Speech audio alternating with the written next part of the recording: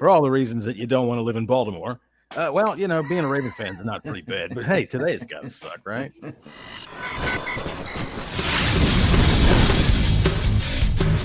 Welcome to the Bleeding Burgundy Podcast, a Washington football podcast by fans for fans. With your hosts, Jesse Martin. You want to play rough? Okay. Say hello to my little friend. John Taylor. Quiet, numbskulls, I'm broadcasting. And Keith Gray. The King, your Majesty.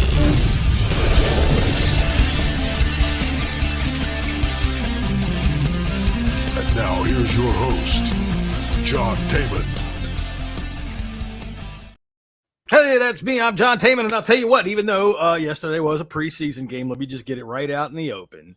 I couldn't care less about a preseason game. It's just a preseason game. Nobody gives a shit about your goddamn your undefeated streak or anything like that. It's just a practice, really. But that said, take that, you sons of bitches up north. F you. And and that's about all the enthusiasm I can give you for a preseason game. Jesse, what about you? Would you like to say anything to our friends in Baltimore? Yeah, fuck them. Can you say it like they do? Fuck them, huh? Fuck them, huh? Take them down the ocean. Fuck them, huh? Let's watch some O's. Ravens lost tonight. The Ravens lost to the Commanders, so we're going to watch the O's. Yeah, no, I'm glad that stupid record is finally gone, and I don't care how happy the our fourth and fifth string guys were after winning. So cry, Ravens, cry. Right, Scott. What do you think? Would you like to pile on with the Ravens? Yeah, I think it was funny. I was just like, this is brilliant. Stick your streak up your ass. Happy days. But that's about it, really. Yeah, it was good. It was a good game. Very good game. I enjoyed it. I woke up at 5 a.m. To watch it because obviously it was on 1 a.m. our time. So stayed on social media, got up, watched the full game back. I was praying it was going to end quickly. I was like, come on, please be quick. But luckily, once you've watched the broadcast and the broadcast's been on, you can skip through all the advertisements. So, it saved me about an hour that way. But, yeah, very pleased. Very, very interesting game. And, Ravens, never mind. So, let me get...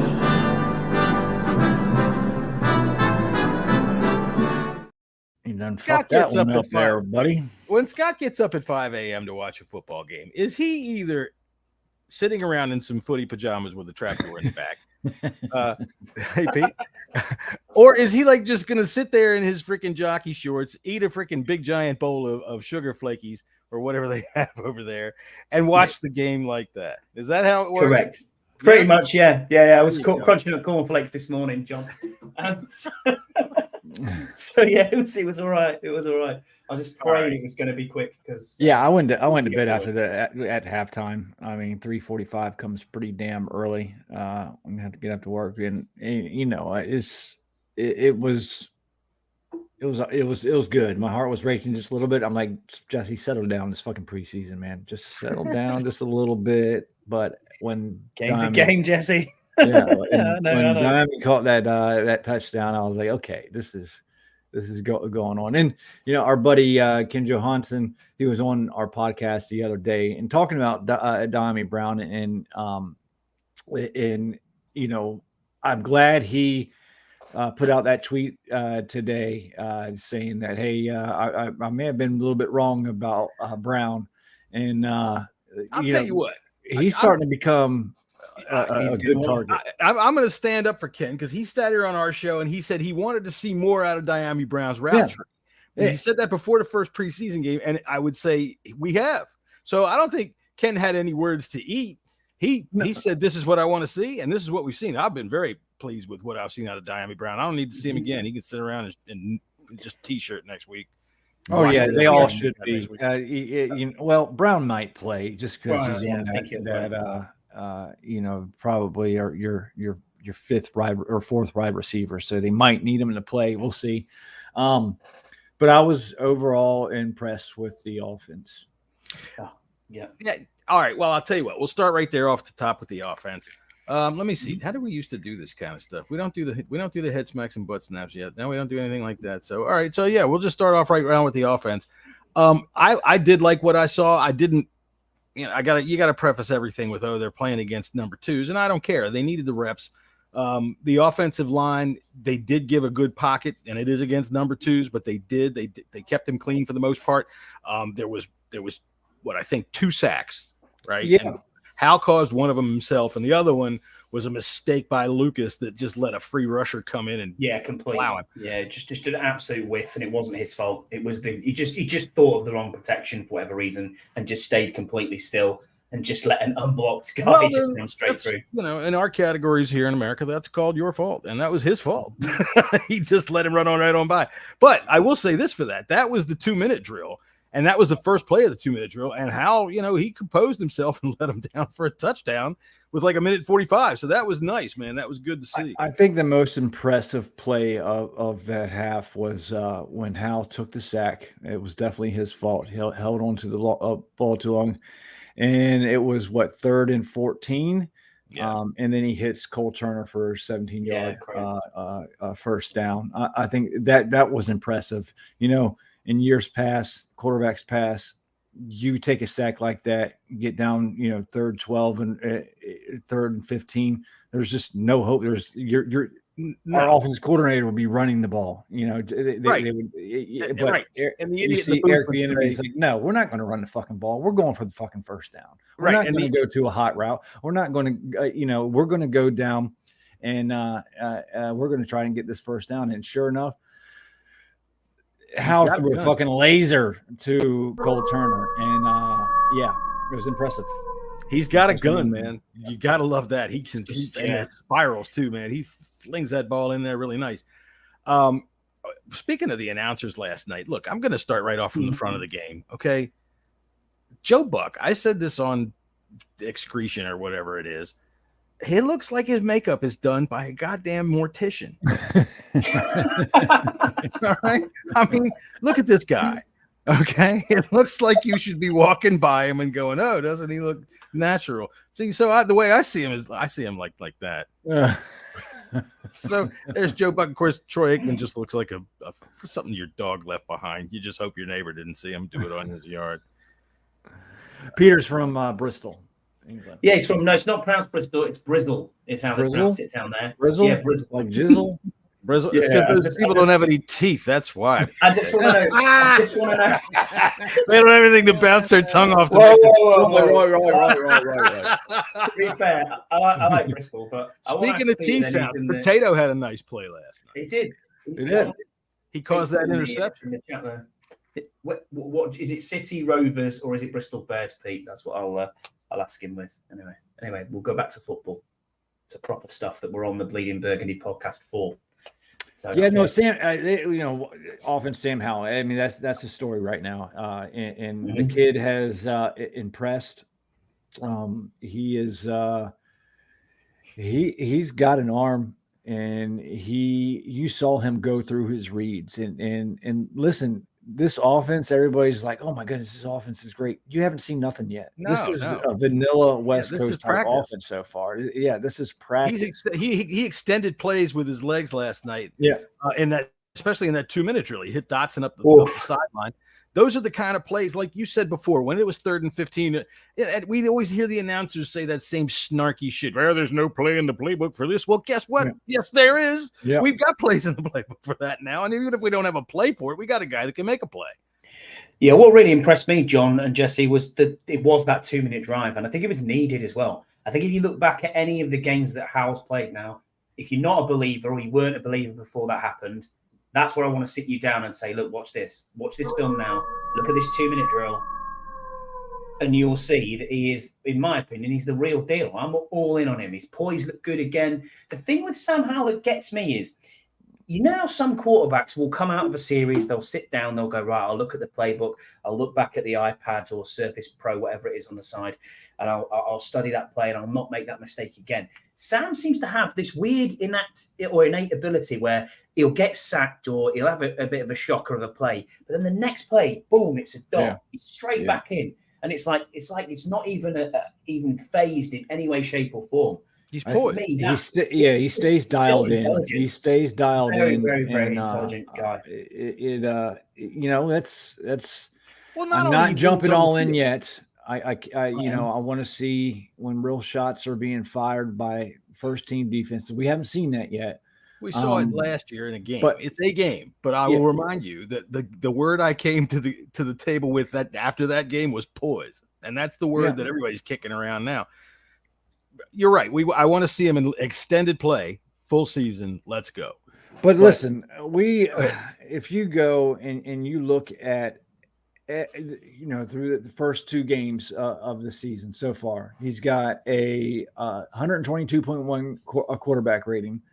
He's thrown for 265 yards. He's 28 of 37, 3 touchdowns, 0 picks, 75.6% completion, and 7.1 yards per attempt. Man, I don't care who you are. That's pretty goddamn good. Yeah. What was he last night? 188, 19 for 25, 2 TDs and 2 sacks. Yeah. Right. And for you folks out there that are saying it's preseason, it doesn't matter. He's still got to hit the receiver. Right? Yeah, he's still got to hit him in stride. And the fact of the matter is the ball isn't hitting the ground. It's not hitting the ground at all. He only had, I think 2 incompletions in the first half last night, something like that. Yeah. So it was crazy. Yeah. Jesse just read the numbers on it. But I'll tell you, I was impressed with him. I was impressed with the receivers. Granted, they're running against 2s, but I was impressed with the way they held up with themselves and were able to make plays when plays were needed. Cole Turner, tight end number 1, I would say. Mm-hmm. I'm very comfortable with him right now. Well, if Logan's not healthy, Logan's going to be the tight end 1. He's just not healthy right now. As soon as he's able to, he's going to overtake that. I think what impressed me more with him last night, John, you're right, with Cole Turner is his blocking. His blocking was on point last night. He's gotten better. He was doing well. We're seeing improvements in these players. Not just, from year to year or anything like that, but we're seeing it as it goes along through training camp, man. I said it last week. I've really been impressed with camp as a whole. I think the team's improved. There were some things last night that I was concerned about. The second team and third team defensive backs got their asses handed to them last night. Yeah. They were looking sloppier than shit. Quan Martin got a gift interception thanks to Potato. But, all credit to him to do it. He was able to do it. He was able to corral it, put his feet down and go. But look, him, Butler, one of the touchdowns down the middle, Martin gets toasted, and Butler is just moved out of the way like he's not even there. Yeah. The second team defense, third team defense, a little bit concerning. I'm not going to hit the panic button yet. No panic. We also you got to remember they're playing a plain vanilla defense as well too. I wanted to see more. We haven't. Well, we had 2 sacks, or no, we've only had 1 sack. Between the 2 games, but I'm sure John Allen and Payne and Montez Sweat and Chase, they're going to have something to say about that come week 1. Well, I'm not going to hit the panic button yet, but it is something that is kind of tickling in the back of the mind. Like, it's not a panic thing. It's about the roster coming up, right? This is you're right. These are depth guys. We didn't see any of our starting except for Forbes last night, who made a really nice tackle on a 3rd and short. That was fucking nice. He made a nice hit for and stopped the dude his tracks on a 3rd and 1. But these guys they're going to be battling for a roster spot, and they really sucked last night. And I don't care whether it's vanilla defense or not. The effort that I saw out of somebody like Butler to just get moved out of the way like he did. Dude, the dude's going into the end zone, man. Freaking make a play for him. He just kind of threw his hands up and let this dude push him back out of the way and kind of gave it up for it. And those are the kind of things. When I'm talking about preseason, I couldn't give a shit about it. I said it when Ken was on about, don't tell me about when the ones are in. I don't give a shit. I'm looking for execution. Can you make a tackle? Can you make a fundamentally sound tackle, right? Can you get into position where you're supposed to be? Those are the things I'm looking for. What I saw out of that whole whatever they were doing, because the vanilla whatever means leave 20 yards of freaking open space in the flat wide open and let that running back run until he finally catches up to where the camera can find some defenders. And Wild Goose was getting a little torched too. Wild Goose got shot out of the sky. Flying south soon. Sorry, I think the story is the offense. Yeah, the defense we'll see. Well, just want a quick one to you. Yeah, go ahead. Sorry, mate. Quick one to you two both. Then, do you think we've been a bit too harsh on this offensive line? Then, seeing as obviously we saw the starters last night, I mean, I've seen Sadiq Charles pancaking people, throwing him around, which was okay. I think it started oddly, with Chris Paul starting at left guard initially for a few snaps, and then it moved to Sadiq Charles, and then Paul was back in with the twos, and I was like, what is actually happening here? And then, the backup offensive line kind of did okay with Stromberg taking reps at center. Stromberg looked good. Stromberg looked good at center. Yeah. He did. The thing about the offensive line for me is that's not a defensive line to be considered to test yourself against. I mean, for one, they're playing backups, and for two, they're really not strong on the defensive line at all. They don't have much pass rush. They just bring in Jadeveon Clowney, to try to bolster up something. He'll play for like 2 games and get hurt. Right. So, I mean, for them to go against their number ones would have been a much more telling thing. And I mean, I'm glad to see that they kept Howell upright, because that's the main thing. Let's get to the Cardinals game, man. Let's get everybody in there nice and healthy. Whew, on Terry, thank goodness. Although he was lined up to play the next play. I really didn't think that Troy Aikman made a little bit too much out of that, I thought. I thought Gates was pretty impressive, aggressive as well. Gates he's going to be a mauler, and he's going to test that line, and there's probably going to be a couple personal fouls calls that you're like, come on, man, but you need that guy on that line. Yeah, you need some nasty. So I'm going back to the offensive line, especially the ones that started the game. I thought they protected Sam well. I thought Wiley had a much better performance than he did last week. Obviously, Leno didn't play, and that's okay. I thought Lucas, he does what he does. He's good in spurts. I know Mark Tyler put out a tweet. You think you should put Lucas full time? No, I don't, because he's not good full time. He's proved that time and time again. More than a couple of games, it's not a good idea. He is your swing tackle, and he's been a swing tackle for years for a reason. But that line held up. So if Wiley or Leno have to be gone for a game or two, I think we're confident enough that Lucas will be able to step in and hold the fort down. And listen, they gave Sam time to throw the ball, and they had good pockets for him. They opened up some holes in the running game. So as far as comparing from last week, I thought it was night and day better. Yeah. For me, I think we're going to have to look in the waiver wire for some tackle depth. Lucas, he's an okay swing tackle, but I think I'm much more confident. Scott played well. Him. Yeah, I can't remember his name. What's his something Scott, isn't it? Yeah. Travis Scott. Was it Travis Scott? Came from the Steelers, didn't he? Yeah. He played well. But listen, cuts are coming up next week. Yeah, and I mean, to me, Lucas did not do well enough at left. He gave up. On our 2-minute drill, I said it before, that was a free run at our quarterback. And I don't care whether there are twos out there or not. My main concern in a preseason game is give him a clean pocket, don't get him hit, which they did for the most part, except for that play, and that was a free shot, man. It very well, Sam blamed it on himself. So he did. He always does, and that's the other thing. We were talking about his composure and his poise. Sorry, we're all over the map right now. That's all right. We'll have to rein it in here shortly. It's our fucking show. We can do what the hell we want to. That's right. So stick around. Try to follow along. So in the third quarter, when he's talking to Lisa Salters on the sideline, right?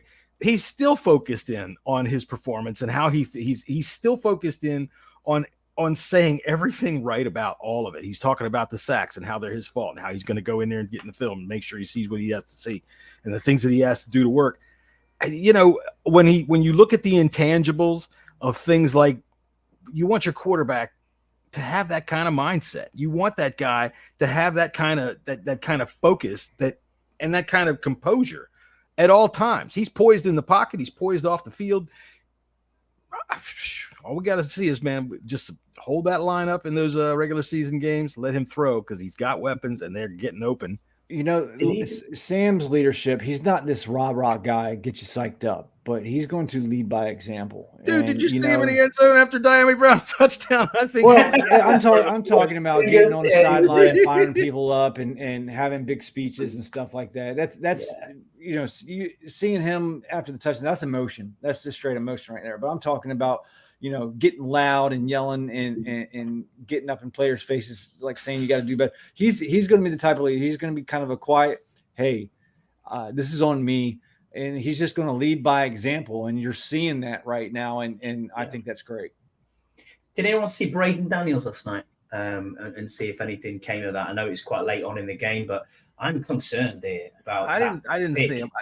I think I'm thinking he's destined for the practice squad. I'm pretty sure of that. Really? He's going to be on the team. I can guarantee you that. He's a fourth round. He's going to be on the team. Yeah.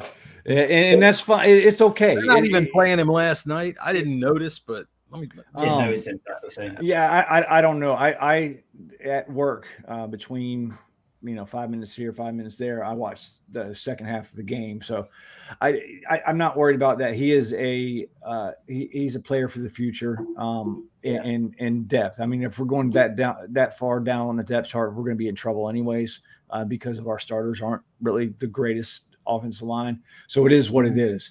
I think he's a prospect for the future. Just needs some time to develop into probably a guard.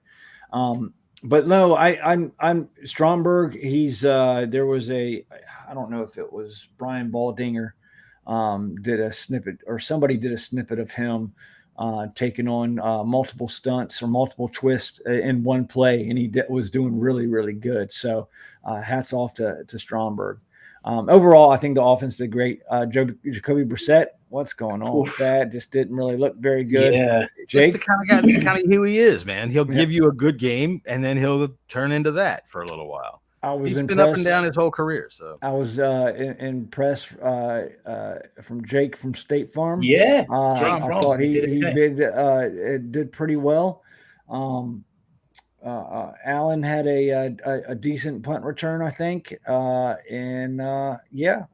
once it gets to the third quarter in these types of games, just kind of tune out a little bit because most of these guys aren't going to make the team anyway. Well, to me, the fourth quarter was more interesting because there were some things that happened. I thought, for one, Rodriguez fumbled. All right, yeah, that's our first turnover as far as I can remember so far, unless maybe Brissett threw an interception or something.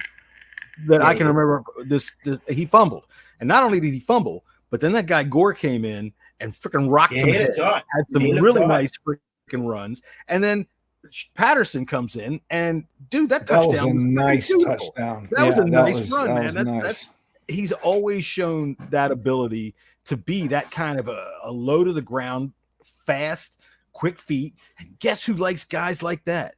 Eric Bieniemy likes guys like that. And when he can show that he can put his feet down on the ends on the sidelines like that, shake a fucking guy and bust into the end zone. I'm going to tell you right now, man, Rodriguez, he hurt himself with that. That was a great play by Patterson. Rodriguez is going to make this team over Patterson. Yeah, I mean, looking at the stats, if Patterson keeps there, he's making Rodriguez is pounding the rock like 100%. 7 yards per carry or something like that. If you take the stat sheet on, he got 5 carries for 31 yards. And he was the highest rusher last night. That's fine. So, he fumbled. Yeah, okay, I get that, but he did fumble. You're right. It's going to be interesting who that running back room is really interesting. Like, yes, it is. For this next game with Gore, with John, with Williams, with Patterson, with Rodriguez as well. I mean, outside the top two, which you would say is definitely Gibson and Robinson, they're absolutely safe. All of the others, I'm not sure. Exactly. I'd be willing to bet my yearly salary that Rodriguez is definitely. 100%. They paid Williams. Yeah. They gave him a small contract, but they did re-sign him. They re-signed him, but it's nothing against the cap. It's probably it's like $1 million. It's not guaranteed. I mean, you gotta have camp bodies. Yeah, I think you stash Patterson on the practice squad. I'm sure. Yeah, he's still eligible. And I think that Gore will move on to somewhere else. But practice squad eligibility has changed. It's good to get tape though. That's the thing. It's good to get tape out there. If Gore can play special teams. Some reason to keep him on. I tell you what, he ran angry. I like that because I think they're only keeping 3 running backs on the active roster. So do I, yeah. And that's the 3 we've said straight away. Yeah. One big shout out as well. I've got to shout him out, actually. I didn't expect it to happen. Was Michael Pollardi, the punter. Oh, yeah, dude. Yeah. Let me tell you what. That 52-yard punt that was average, James and then Smith-Williams. Yeah, it was. Yeah. Chasing it down. Yeah. Unbelievable. And No smart shit. of Smith-Williams to reestablish himself back inbounds. Not many people do that in that spur of the moment. It's a quick play, but I don't know if he did it on purpose or it was just how it happened. But luckily we did, because we've seen time and time again where they call a touchback in plays like those. Smith-Williams was the one that was down there on a 52-yard punt. Our defensive end, our 270-pound defensive end, down there to dive in the end zone and scoop that ball out. You love seeing plays like that from. Yeah. I mean, Smith-Williams is a second teamer. Defensive end, and he's showing that, hey, I will do anything for this team. I'll go out there on special teams and do whatever you guys need me to do. That shows commitment. That shows like players want to play for this coaching staff, and I'm saying this whole entire coaching staff, Ron Rivera included, for all you fucking Ron haters out there. We've got that geezer, that punter who's come in on short notice. He's punted like that twice in the game. Yeah. He's got one. Yeah. He's got one that's down within the 3-yard line. Fair play to him. Get your tape out there, mate, and hope that you get signed on somewhere else. I'm getting, that's all it's there. No, Scott. What I'm getting from you is you want him over Tressway. Absolutely no way in the world. I have Tressway jersey. That's what I'm hearing. Tressway could be 52 and I still want him punting. That is not happening. He bounced that ball straight up in the air on the 1-yard line. You got to remember that. And I would say this: Tressway pulled that snap out of the ground for a field goal. Oh God! So, which brings me to what the fuck is wrong with our cheese man? Listen, right? I don't get why he's changed something and he's working on something. Why? It did not. Last year was fine. What are you doing? Yeah. Seriously, it's starting to piss me off. It's a new technique, dude. Yeah. You have one motherfucking job. What are you gonna do? What are you, a fucking artist? I'm a long snapping artist. Bullshit. You have one job. You find the way that it works, and then you never change it unless you get hurt. Yeah. Yeah. I mean, he could have a job for 10 years. Do you know what I mean? Being like, oh yeah. And remember, we actually drafted this guy. That's the other thing. I know. We drafted him in the 6th round, I think. And it's like, hold on a minute. You've got to sort your shit out, because it was all right last year. I had no problem with the cheese last year. Now, all of a sudden, we're hearing bad snaps in practice, bad long snaps. We're hearing I've changed my technique. And then last night, that was like a dribbler. I was like, what are you doing there? Exactly. Perfect. I honestly, I think Ron needs to bring in a long snapper. Really? I wouldn't mind them bringing one in just to give him a scare and say, hey, that book that you've got, all those new techniques, throw it in the trash. Either that, we're going to bring in this guy. Because last year he was good. And I did hear, I think it obviously must have been on Kime, because that's who I listen to the most, that he's tried some new technique. Seriously, man, it's a spiral back to the guy, and that's it. That's it. I'm sure there's a way that you hold the ball to make sure that when the guy catches the ball, the strings are facing a certain way, because everybody is so specialized to that. But what are you trying to do? Are you trying to get the strings not to face, but just a certain way, but to get the sun to glint off them properly? I mean, what the hell can possibly be any better than a perfect snap, which you were doing all last year? Yeah. Well, while we're on the specialists, then shout out again, Joey Sly. I think 3 out of 3 on field goal attempts, 2 out of 2 on extra points, 49-yarder to win it. Deep kicks. He's obviously decent kick-ups as well. He's obviously said, do you know what? The competition's been in. I've took it seriously. I've beat the competition out. Happy days. That's me now. Have they even let Badgley kick the ball out there? No, he's gone. He's been released. Yeah, Badgley's been released. Man, that was last year, man. It's been busy this week, man. I'm always busy. Yeah, we've got QB 1 and a kicker 1 now. I want to give Sam Cosme a shout out. His pass block grades for the past two games, and this is coming from Mason Kinahan. I know he's been putting a lot of stuff out. He was at training camp. I enjoy his videos. that he posted. At Cleveland, he was at 84.3, and versus Baltimore, he was at 88.3. That's pretty goddamn good for pass blocking. Him and Gates, I'd fucking just run the ball right between them every fucking time. 100%. Might as well make them stop it. You can do butt pads and hit smacks. Yeah, let's do that. So what do we have next? The Bengals? Yeah, we do. We've got the Bengals, right. Yeah. So I thought Mitchell Tinsley didn't do himself any favors last night. I think that the fact that they let Kaz return practically everything tells me that that's exactly what they're going to do with that. Tinsley he had a couple of drops, I thought. Didn't he have a couple what's going on with Tinsley? I haven't heard anything from here. You heard he was having an excellent camp. Him and Jake Fromm had a good rapport and nothing. He hasn't shown up in the game. I thought he was going to fight for that last wide receiver spot, but it looks like it's, I think Dax Milne's going to be gone. Dude, yeah, practice squad. He's got the Apke stink on him. You know that. He's got that Ron, smells him and goes, "You smell like Troy Apke. I'll never let you go." I don't know if they're going to keep eight receivers. No, they're going to keep 7 receivers. We were just talking about that. I think it's generally 6 receivers, and who's on them last 2. I mean, looking at it, your good observation there, John. I was in exactly the same thinking. It's now that is basically we're going with Kaz Allen as the returner. That's certain. Yeah, I think that probably puts him at 6, maybe 5. I mean, are you keeping Pringle? Is he in the Pringle? Yeah, Pringle's on his team. Yeah, Pringle. Everything they've asked of him, Pringle has done and done well. Everybody else is gone then. I mean, what will be interesting in the third game against the Bengals will be to see these wide receivers, your Kyrick McGowans, these sort of people who actually did all right last night. He got 18 yards, 2 catches, not too bad. Bryson Tremaine, all these sort of, I mean, he might have gone now, I don't know, but no one's met. The other one I've lost, or whether he's injured, I don't know, or he's just purely playing special teams, is Kemp. He came across. I didn't hear his name at all last night. Haven't heard him. Don't know what's going on there. So is he just going to get cut? Because we haven't got a big body receiver, your Cam Sims type. They all seem to be around 6'1", 6 foot thereabouts. But it's going to be an open competition for one spot. If you can keep him on the field, you can put Cole Turner and Logan Thomas out there at the same time, and you got 2 more. Yeah, if you look at Kansas City's wide receiver room, they had Kemp on there, but they didn't really use them all that much. So you got Turner, that's your big bodied receiver right there. And do you really want to waste a roster spot on a guy that you're never really going to play? And there's always 2. There's always 2 as specialists, though, aren't they? Like as in actual pure. The special team coordinator will say, "I want these 2 guys." Is he one of them? And probably Jeremy Reeves, maybe. I don't know. Reeves will be that guy. He didn't have such a good game last night either, frankly. No. But he can skate a little bit because he's an All-Pro.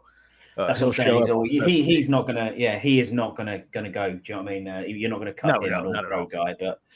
I don't think they'll cut Percy Butler either, but he didn't have himself a good game last night at all. They're not going to cut Quan Martin, and Quan Martin didn't have a good game. Even on that, look, that play that he caught that interception, Potato made the ball float. And that ball went straight up in the air, and he got down there and managed to get lucky. That dude handed it right to him. Yeah. Hey, sometimes that happens. So, all right, let's go to what do you want to do? Butt pats and head smacks? Yeah, right, let's do that. All right, let's do that. Butt pat. Attaboy. Head smash. Get out of here. All right, we'll start with you, Scott. Who's your first butt pat? Well, I'm sure we'll have lots of butt pats to go around. And I've got loads. Keith would freak out because somebody picked the one he was going to pick. Everybody can pat the same butt, Mm-hmm. Yeah, but I'm not going to take the. I'm not going to take the a double butt pat.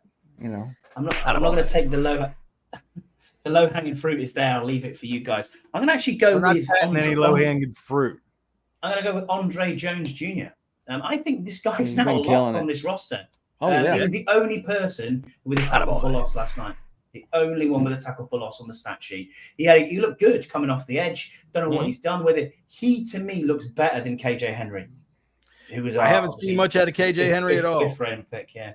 He was there last night, played okay, but again, I didn't think the defense played well at all last night. So very, very vanilla. But he's doing all right. You're hearing a lot about him in training camp as well. And yeah, I think he now, as a 7th rounder, possibly will make this roster. Be interesting to see.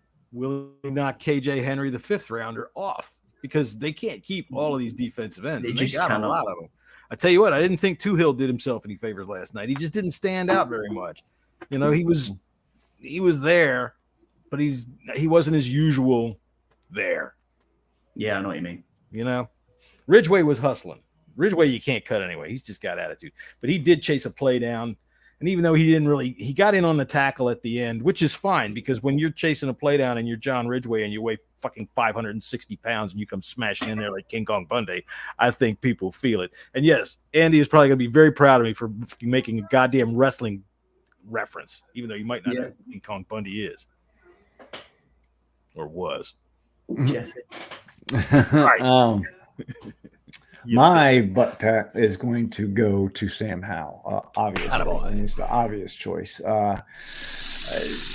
He is sizzling hot right now. You know, I got all kinds of them. Let me try this one. I feel like I'm on a morning radio show. No INTs, 2 touchdowns. He was what? 188, 19, 188 yards. 2 touchdowns. He's had a very good camp, very good 2 first preseason games. I'm not diving in. I'm forcing myself not to freaking go all in. I know, Scott, you're buying his jersey week 1. Get on this train, mate. Get on this train. I'll save you a seat. But you know, he's got my hopes up. He's got a lot of our hopes up, and hopefully this is it. I hope so. I hope we do. I hope we get it right. Just imagine, though, right? Just imagine to yourself now. Can we just dream a little bit and have something that is actually good for once in this franchise, right? That we can't complain about. Can we have a nice thing and just be like, do you know what? He is the guy. We have 2 years now of an opportunity where he is on a rookie contract to just fill this roster around him and have your window open, ready to go. This is our time. This is our time. We have 2 years here. And do you know what? If Ron gets a new contract out of it somehow so good, fuck it. I'm good with that. Oh, you're finished? I just gave you the music. Oh, you give me the war cry. That's right. Somehow we'll lead the troops to the Super Bowl. 17-0. Well, there you go, everybody. I would just like to point out that here at 5:36 p.m. on the eastern seaboard of the United States, Scott Hartley predicted Super Bowl. Oh, shit. Shut this music off real quick before the universe hears us. Come back to that. Come back to them with 5-12. I'm going to give my first butt pat of the day to Diami Brown. Yeah, he had a really good game. He had a really good game. He was everything you want him to be. He was fast. He was crossing. He was getting open. He made contested catches. The catch for the touchdown was just it was beautiful. When you saw in the replay during the game when he threw the ball, I mean, there's 2 guys breaking on that play, plus Brown, and then Brown. But there's 2 defenders that are right there that can make this play. But he put it in the spot where Brown could get it, and Brown went up and muscled it down, which I'm very pleased with because otherwise he was looking like a one-trick pony. He had a nice catch on the sidelines last night. I thought that he's really showing me that, look, he's a 3rd-round pick, so this should be his last. Didn't we give him we didn't give him a contract extension last year, did we? No. He should be coming up soon, and we're going to be losing Curtis Samuel. So I'm encouraged with him. I think he could be our wide receiver 3. I think what he brings when he comes out on the field with his speed. We were talking about this, I think, with Ken. Can he do more than just go straight up the field? Well, yeah, he can. And now, if you do put him on the field, what are you going to do? Right? You get him out there with Terry and Jahan Dotson and Curtis Samuel. What are you going to do? And then you put Gibson in the backfield. What are you going to do? I'm asking, what are you going to do? But nobody's going to be able to answer it because 17-0 Super Bowl. Scott Hartley said it right here on this very podcast at 5:37 in the afternoon.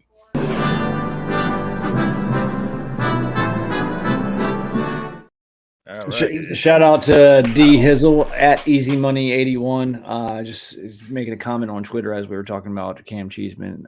Yes, he definitely needs competition, and hopefully we'll see that here coming this week. What do you Army was 2021, John. So what's that? What is he? We're going into his third year now. So we've got one more year after this. Okay. Oh yeah, he's a third round pick. So he gets my first butt pat of the night. Jesse, you got another butt pat? Of course he does. Jahan Dotson. This kid is going to be freaking amazing. He is one of the best route runners I have seen in a long freaking time. And Terry's a good one. Terry's a great route runner. But Jahan is constantly open. These receivers, I think. I'm starting to lean. I know I've been saying it all along that we're going to be a run-heavy, run-first team. But we threw the ball, 57 times last night? Or something like that, drop back 57 times between all three quarterbacks.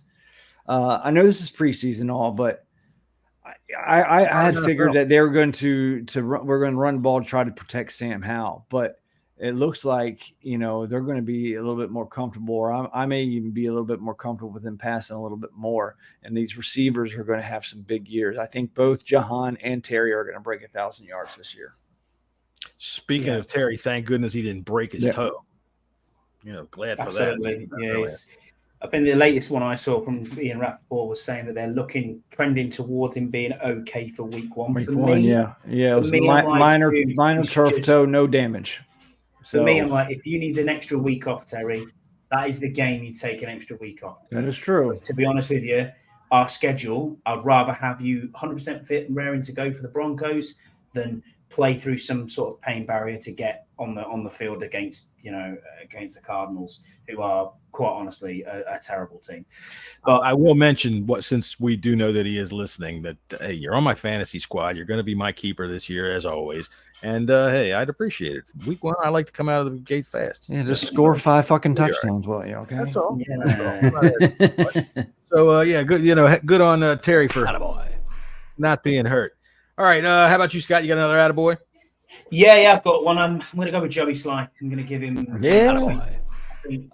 I bet Scouse is upset right now because Joey Sly. He's not a Sly fan. No, he's not. He said last time on the bunker, he was like, I don't know why people always say that I hate Joey Sly. Have you seen our text thread? I mean, you trash this guy so much, Scouse. It was the point, like we both done it as well last season. It was the point where Heineke as well. I just put pick inbound, and then 2 seconds later, boom, there it is. Oh, okay, I'll do. He's the same with Joey. Yeah, Joey's not been his favourite player. I think it's more over the extra point misses, and if he's got that right, I'm good. I'm good to go. It looks like he hit a 22-yard field goal last night, so that's a chip shot. That's an extra point. Yeah. Of course it is. I mean, 3. So 2 extra points, good. 3 field goals, 49 yards to win it. I'm good with that. That 49-yarder is what I want to talk about. This is why I would give up, even though if he missed extra points, we would have tied the game. But still, I think that would have still wrecked the Ravens' streak. Yeah, exactly. I still would give up a missed extra point here and there for field goals like that 49-yard game winner. Oh, and it had more leg on it. No, easy. That would have easily been 55 plus. No problem with that. No problem at all. So happy for him. I'm happy that he's got that competition that's came in, give him a bit of kick up the arse. Happy for him to say, yeah, you know what, you are our kicker going forward. So well done, Joey. All right, I got one more butt pat for Cole Turner. Attaboy. I think he's really playing well. I think he's got good soft hands. I think he's got good route running skills, and I think he's going to be a problem for defenses coming up. And I like that he and Howell are developing a bit of a rapport. They're going to use him. And, when I see him out there and I see him set and ready to catch the ball, damn if I don't see Travis Kelce. Attaboy. There he is. I said it. We said Super Bowl Travis Kelce. And did somebody mention MVP for Sam Howell yet? No? That's bold, John. That's bold. Come on, Jesse. Go for it. Yeah. No. All right. So, anybody got any more butt pats for anybody else on the football team? The other punter, right? Yeah, I do. Eric Bieniemy, he deserves a butt pat. He kept Baltimore on his heels while calling vanilla plays. Absolutely. And I thought, his play calling was great again. And I think we haven't even seen a eighth of this playbook yet. So I'm really excited to see what he brings to the table. Yeah, John, I can't wait. I've got one more butt pat, and that is going to go to Josh Harris for that awkward handshake with Joe. Hey, look, I'm blaming Joe Buck on this one. That's amazing. Mean, Joe just had his hand. He had his hand just sitting there. Like, Joe Buck, of course. Hello. What the fuck? What the fuck, Buck? It was funny though, wasn't it? It really was. It was kind of like, awkward. I looked at it initially, was like, that's a bit weird. Okay. Yeah, I was like, oh, it was cringy. It was cringy. Yeah, no, fuck it. He's watching the game. He's trying to see if we scored. We're ready. We're right there, getting ready to score. And a lot of people online were saying that Josh Harris was like drunk. That's how he talks. That's just how he's talked. And who cares if he had a fucking couple beers? Dan right. Snyder wouldn't know. I'm telling you what. You ever listen to goddamn Robert Kraft accept the goddamn trophy at a Super Bowl? Yes, thank you, everybody. New England, very good. Hey, Tom Brady. Woo. I'm telling you what, that dude sits up in his box and has to shove us out all fucking game. All right. So, okay, of course, with butt pats and head smacks, we do have some head smacks. Absolutely. I'm going to go ahead and start my head smacks with Rashawn Wild Goose, dude. That's enough. We've seen enough about it. You can see you later. I fly south somewhere. I had another butt pat, but you had another butt pat. Go ahead. Yeah, I just want Emmanuel Forbes. He let he let a play slip away. I mean, Zay Flowers is going to be the real deal. Yeah, he is good. Let's not pretend that. But Emmanuel Forbes is, as small as he is, he's going to stick his nose in everything, and I think. We're gonna like this kid a lot. I think we really are. He might be my next jersey. Dude, I'll tell you what, that stop he made out there in space by himself, one-on-one, that was a textbook fundamentally sound tackle. And last week when he came charging in off the end on 4th and 1 at the goal line, he made the initial hit. He didn't make the stop on that, but he made the initial hit to be able to bring Quan Martin in to make the stop. And I like him a lot. I like him a lot. And then a fourth down, I think it was Sweat won it after that. But all right, back to head smacks. Back to head smacks. I'm going to give a head smack to the whole entire secondary. Got to be better than that. Got to be better. You're letting Josh fucking Johnson of all people, Josh Johnson, all over you. He's only played for every fucking team in the whole goddamn league, including us. And he's terrible. He wasn't very good. So I was talking to some guy yesterday. I played pickleball before the game, and I was talking to a guy, and he goes, "Isn't this the dude that like shows up at the end of the season when everybody's been hurt?" I was like, "Yeah, he did that for us. He came like after Mark Sanchez. We had enough." He won a game. The last game he played for was in the NFC Championship. Yeah, all right. Yeah, he came into that game too. It's crazy, isn't it? Crazy. He came in for Brock Purdy. Yeah. He's going to make a great Netflix special. You know that? He's literally played for nearly every team, I think. It's just that guy's making a living. Fair play to him. He is making a living. I've got to say, you must have a case pack ready at your door. Oh, yeah. You know what? Get the case out, love. It's in the car. I'm going. His air miles account must be amazing. What a guy. But yeah, there you go. All right. Who you got for a head smack there, Scotty? Jacoby Brissett. I couldn't understand whether Jacoby Brissett was our backup quarterback or Jake Fromm was our backup quarterback last night. It pissed me off. He was brought in. You were brought in to mentor and Scott gets all personal. I do. You were brought in to be mentoring Sam Howell, to show him what the ropes are. You were brought in because you don't throw interceptions. 2 games, 2 interceptions now. Come on, Jacoby. Start playing. Step it up, Jacoby. That's right. Yeah. Stop being. Better learn how to hold that clipboard better, Jacoby. That's right. It's not a clipboard. And by the way, just so I can make sure you realize this, Scott, neither one of the people that make the tablet can sponsor us for anything. So fuck them. We're just going to tell everybody they're holding a sheet of notebook paper. They can sponsor us if you want us to say Microsoft whatever, you can sponsor. Yeah. Other tablets are available. That's right. Here's one. Are we giving Chris Rodriguez a head smack? What's that? Are we giving Chris Rodriguez a head smack? Because John hasn't gone yet. Dude, you got to fumble. Sorry, John. If you fumble, you get a head smack. I called him out earlier on that. In fact, I said, in my opinion, he falls a little on the depth chart because that dude Gore came in and ran angry.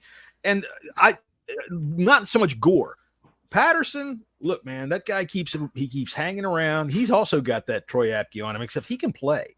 I don't know that he had a little bit of play last year or the year before that where he didn't do so well once he got in a game. I think he got forced into a Cowboys game or something like that, if I remember right. But he's a spark plug. I think he showed a little bit with that play that got him the touchdown. I think he showed Eric Bieniemy, hey, man, I like guys like that. So, I'm going to say that Rodriguez gets himself dinged a lot on the fumble. Yeah. And then I got one more head smack to the asshole that fell on the back of Terry's foot when he did his toe. Fuck you. You almost, put us back like 6 weeks. So you're lucky. You're lucky. I would have rewound the game and found your number and found your address and would have smoked you. So head smacked it, almost hurting, my daughter's future husband. And you said I went in personal, John. All right, what do we got left? We got anything left? We got the Bengals coming up. Oh, you got what? What do you got? I've got a couple of bones of contention here. Like honestly, bones of contention. I don't have a sound effect for bones of contention. I can't even remember the lady's name, but Ravens podcaster, Ravens reporter. Why are you so salty? I'll get her up. All right. Yes. I just What are you doing? Bones to pick. I can't find her. I remember. Yeah, she was so salty. Well, she had a whole list of reasons why nobody should care about this preseason. Sarah Ellison. Yeah. Right. Yeah. Sarah Ellison. Sarah. What are you doing? Getting so concerned about a preseason game, about your precious streak. Oh, Sam Cosby said it's a streak. The streak's going to end, and he did the gritty. It was so disrespectful. Shut up! It's preseason. Don't worry about it. Take your L. This guy went past with the L, which I really. Take your L. It was delightful. Why are you whinging and saying, they've got all their starting offensive line and their starters out there? Hold on a minute. Was Zay Flowers not your first round pick? Or did he just not need the reps? Shut up. 10 of us you didn't see any of our first round defense out there. There you go. 10 of us starting defenses and our starting left tackle did not start last night. Get back in your box, get up the beltway, and fuck off. That's right. Fuck off. Fuck off. That's right. Fuck off, you twat. Scott. All right. Well, let's see here.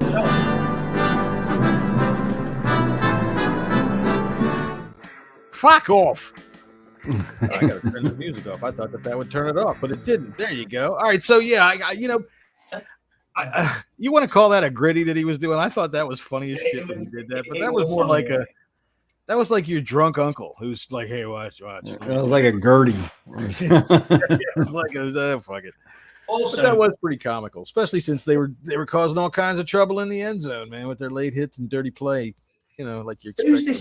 Who's this other goon as well on Sportsline with his over under 6.5? He's got the worst syrup I've ever seen in my life. I mean, honestly, mate, if you're going to wear a wig, at least get it done properly because that is a shocker. Get yourself over to Turkey. You can get your teeth done at the same time. I mean, 6.5 wins. And he's going under. Just seeing a clip from that was just posted on Twitter. Braden Daniels actually doing pretty daggone good. Okay, was he all right? He was playing left tackle and yeah. All right, so he must have been in there when Fromm was in there. Yeah. Nope.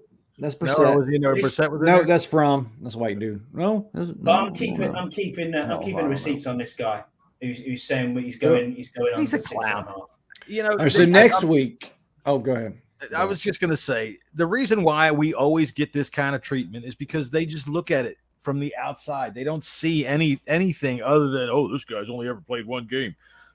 They see things where the fact that they'll sit there and say we have no running game and we have no receivers is what makes me just go, who wrote this for you? Yeah, because you don't know what the fuck you're talking about. Yeah. Who wrote this? What is your research you're doing? Yeah, exactly. Honestly, because all he wants you to do is listen to him yap until you make. Remember, Jesse? You remember? You remember the old TV shows that would come on before the pregame in the morning with Wayne Allen Root with the pick of the day. Yeah. And you'd call the number, call my number. I got the guaranteed pick of the day. And, the answering machine would give you one result. Take the over, take the under. However calls would come in, take the over, take the under. And that guy ended up, Wayne Allen Root, he's now a big time guy in the freaking right wing radio. So he really found a scam he could work. Yeah. So it's no different. Everything you turn on television now is gamble. Oh, yeah. Gamble. Goddamn, I'm telling you what. I like watching baseball, but I'm getting sick and tired of watching fucking Big Papi with his stupid with his magnum of fucking of champagne sitting on a couch spraying this dude for winning, but it doesn't. It looks like he's pissing on him, for God's sakes. Jesus Christ, you people, you make me get the weirdest thoughts in my head.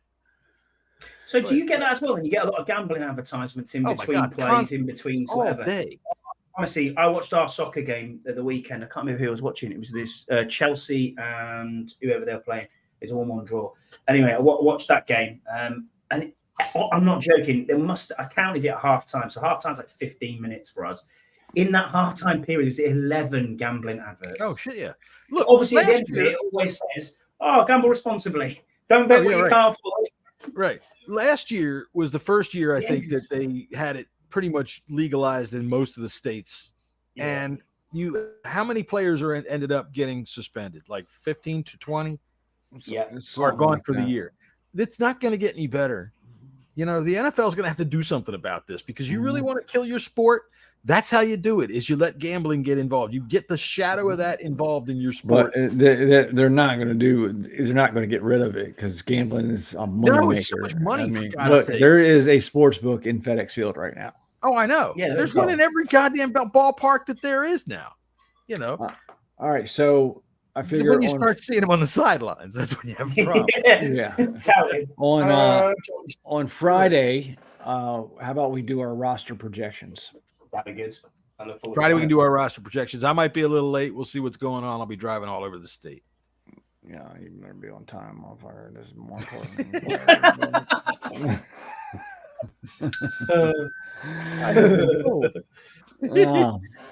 All right. So let's do our roster predictions then. Because when's the game? Let me see when our game is. It Friday or Saturday? Saturday evening, Saturday 6 o'clock. Okay. All right. So we'll see how we do. And then cut down day is what? Monday. The day after, I think 29th, I think it is cut down day. So the 29th, that would be Sunday, Monday. That would be Tuesday. Tuesday. Right. Yeah. We got a week from today. Yeah. Yeah. Okay. Yeah. It's a Tuesday. It's a Tuesday, John. It's a Tuesday. All right. So, okay, cool. We got some stuff to talk about coming up Friday. That's good, because I'm running out of stuff to talk about right now. It is preseason after all, and there's only so much fun you can make of Ravens fans and their stupid fucking streak that's now over. We've hit our hour pretty much. I think we're close enough. And so let me go ahead and hit this here. Hang on a minute. Thanks to our viewers and our guys in the chat. You can reach me at Jesse's24, John at Bang Radio Hour, and Scott at ScottyH84.